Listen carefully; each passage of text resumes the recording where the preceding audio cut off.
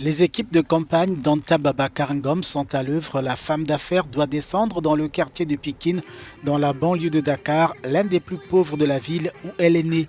Elle fait partie des 18 candidats qui briguent la succession de Macky Sall dimanche. Seule femme en lice pour ce scrutin, elle se veut la voix des jeunes et des femmes. Les femmes au pouvoir n'oublieront pas d'aider ces femmes. Et vous savez, une fois que vous aurez résolu les problèmes des jeunes, comme l'accès à l'emploi, nous avons toujours dit que 50% des problèmes des femmes seront résolus. Alors que ces couches de la population sont en proie au chômage, la quadragénaire promet des millions d'emplois et une banque afin de soutenir leur indépendance économique.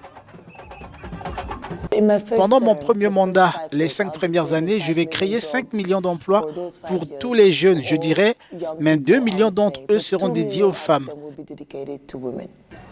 Cette patronne de la plus grande entreprise avicole du Sénégal veut surfer sur ses actions passées en faveur des femmes pour les rallier à sa cause. En tant que capitaine d'industrie, j'ai aidé beaucoup de femmes en les finançant, en les formant, en leur montrant plus d'opportunités. Et ces femmes sont maintenant celles qui parlent pour moi. Elles disent « Anta Babacar m'a aidé dans le passé, alors si elle devient présidente, elle aidera encore plus de femmes ». Sa présence sur le départ de la course de dimanche entend briser les codes au Sénégal où le fauteuil présidentiel reste l'apanage des hommes.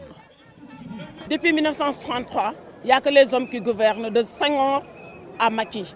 Maintenant, le temps de la relève est définitivement arrivé. Maintenant, c'est les femmes qui vont diriger ce beau pays, le Sénégal. Au Sénégal, les femmes représentent la moitié de la population, mais elles vivent dans des conditions précaires et la plupart d'entre elles ne vont pas à l'école.